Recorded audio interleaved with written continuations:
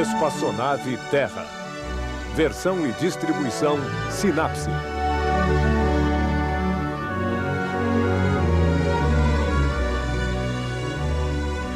Terra, nossa nave espacial. Bem-vindo a bordo para esta viagem de 1 ano em torno do Sol. Esta semana ocorre o equinócio, o início da primavera. Nós sentimos nossa viagem em torno do Sol graças às estações: verão, outono, inverno, primavera e, de novo, verão. Como seu eixo é inclinado, a Terra se apresenta ao Sol sob ângulos diferentes. Quando a Terra está aqui, o Sol, ao meio-dia, está à vertical do hemisfério sul. Lá embaixo é o verão, enquanto na maior parte do dia, o hemisfério norte está à sombra, é o inverno. Depois, à medida que a Terra avança em sua órbita, a linha onde o Sol tapa a vertical sobe na direção do Equador. O equinócio é o dia em que o Sol está à vertical do Equador. O norte e o sul aproveitam isso igualmente. No hemisfério norte, a primavera começa. Como a Terra continua sua viagem, a linha onde o Sol tapa a vertical continua subindo na direção norte e lá, nos meses de junho e julho, o hemisfério norte terá girado na direção do Sol e os raios chegarão a nós sob um ângulo mais direto. Será verão e fará calor. Depois, nossa viagem continuará. O Sol descerá de novo na direção do Equador, cruzando-o no equinócio de outono de 23 de setembro, desta vez para retornar sob o Equador. Será inverno. Mas, neste momento, o Sol está sobre o Equador.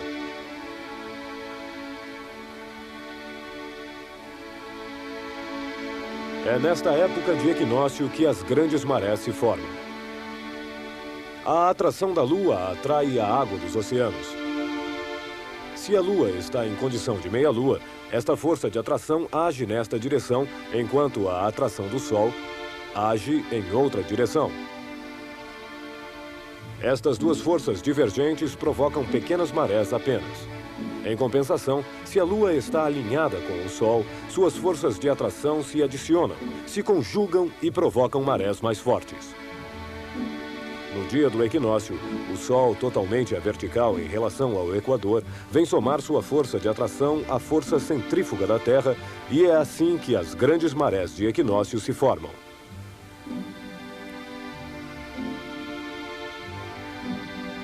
Um outro fator é importante para as marés: a distância da Lua. A órbita da Lua é uma elipse. Às vezes a Lua está longe, às vezes está perto. Quanto mais próxima a Lua estiver, mais forte será a maré. Este ano, por exemplo, as marés mais fortes não acontecem no momento do equinócio, mas em fevereiro, pois nesta época a Lua estava próxima à Terra.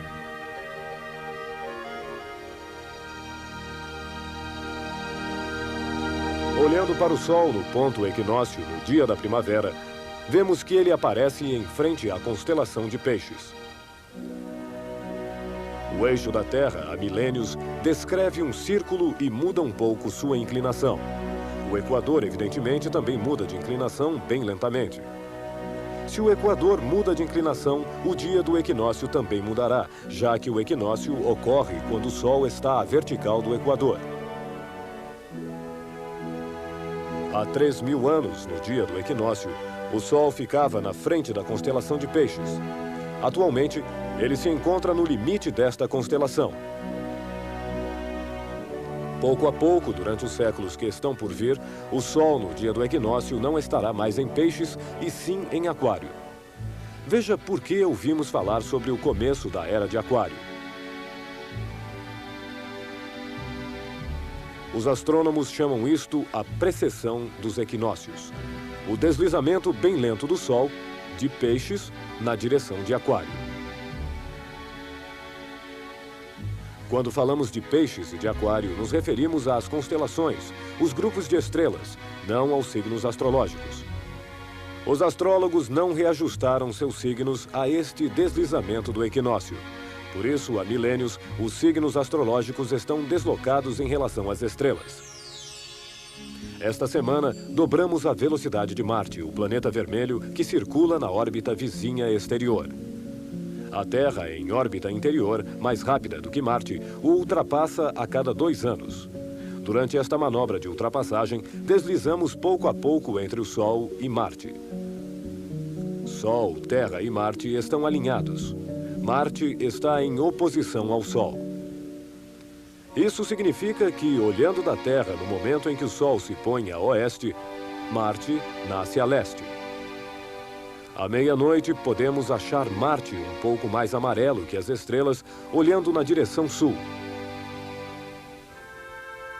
Quando a Terra se junta ao eixo Marte-Sol, Marte fica em frente ao Sol.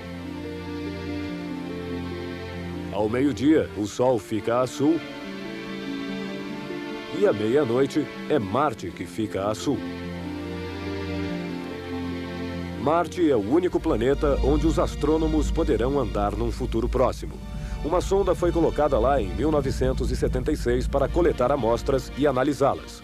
Atualmente, outras sondas estão a caminho de Marte. Elas chegarão em Marte em julho e setembro.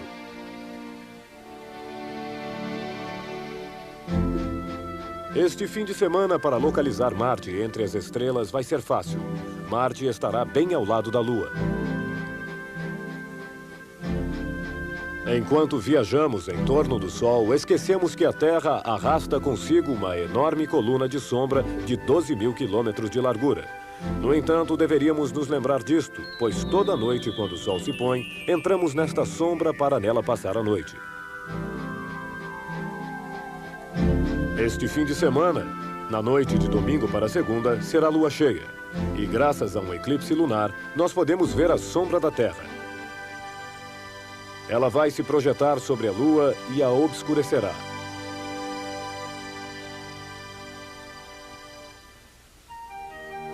Há algumas semanas, Sol, Lua e Terra estavam tão bem alinhados que a sombra da Lua batia sobre a Terra.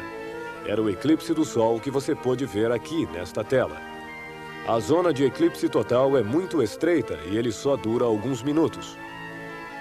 Após este eclipse solar, a Lua percorreu metade de sua órbita em torno da Terra.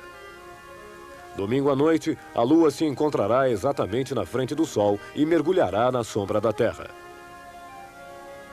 A sombra da Terra é maior do que a da Lua, portanto, o eclipse dura 2 horas.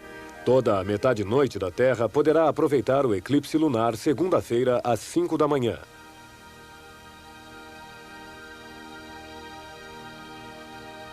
Então, segunda-feira, não esqueça de programar o despertador.